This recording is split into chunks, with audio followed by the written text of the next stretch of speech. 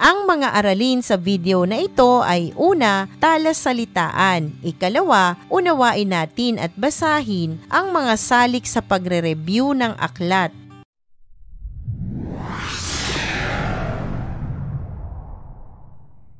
Narito na ang talasalitaan sa ating aralin.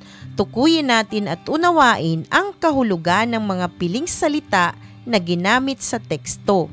Unang bilang, mainam, maganda, mabuti o kanais-nais. Ginagamit upang ilarawan ang isang bagay na maayos o nararapat. Ikalawa, ilaan, italaga o itakda ang isang bagay, oras o yaman para sa isang layunin. Ikatlo, taglayin, magkaroon o maglaman ng isang katangian o bagay. Ikaapat, kaisipan, ideya, opinyon o damdaming nasa isipan ng tao, nilalaman ng pag-iisip.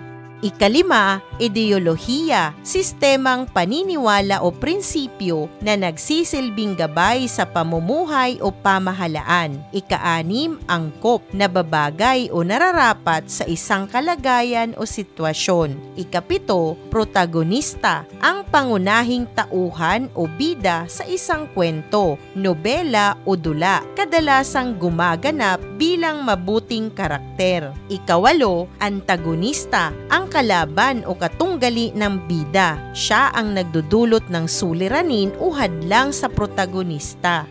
Ikasyam, balarila, ang pag-aaral ng wastong paggamit ng wika, kabilang ang mga tuntunin sa pagsulat at pagsasalita. Ikasampu, literary device, mga teknik o paraan na ginagamit ng manunulat upang maging masining at makahulugan ang akda. Ikalabing isa, foreshadowing, isang literary device na nagbibigay ng pahiwatig o senyales tungkol sa mangyayari sa hinaharap ng kwento. Ikalabindalawa, flashback, pagbabalik tanaw sa mga pangyayari sa nakaraan upang ipaliwanag ang kasalukuyang sitwasyon ng tauhan.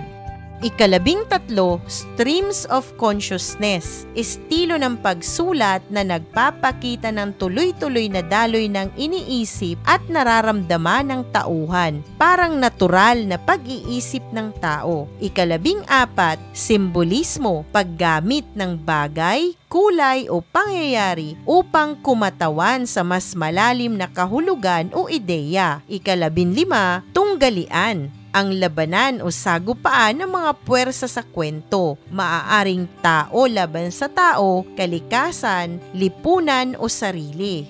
Ikalabing-anim, pananabik, matinding pagnanais o paghihintay sa isang bagay o tao, damdamin ng pagkasabi. Ikalabing-pito, genre, uri o kategorya ng panitikan, pelikula o sining, batay sa anyo, estilo o nilalaman.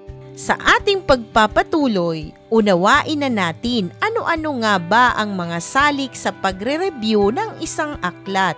Unang bilang, paksa. Mainam kung kawili-wili at makabuluhan ang paksa upang hindi masayang ang oras na ilalaan sa pagbabasa. Bagamat magkakaiba ang interes ng bawat tao, may mga aklat na naisulat upang taglayin ang mga universal na paksang magugustuhan ng sinuman. Kung nagtataglay ng mga mahahalagang kaisipang makakatulong sa buhay ang isang akda, higit na magiging makabuluhan ang pagbabasa.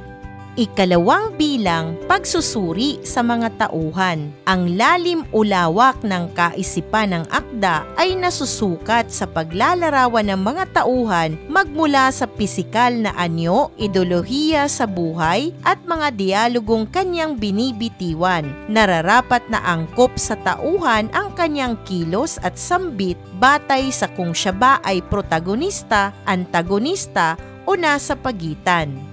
Ikatlo, gamit ng wika. Ang mahusay na paggamit ng wika ay nakatutulong upang madaling maunawaan ang nilalaman ng akda batay sa target na mambabasa nito. Isa ito sa tinitingnan ng nagre-review batay sa kawastuhan ng balarila at linaw ng paglalahad.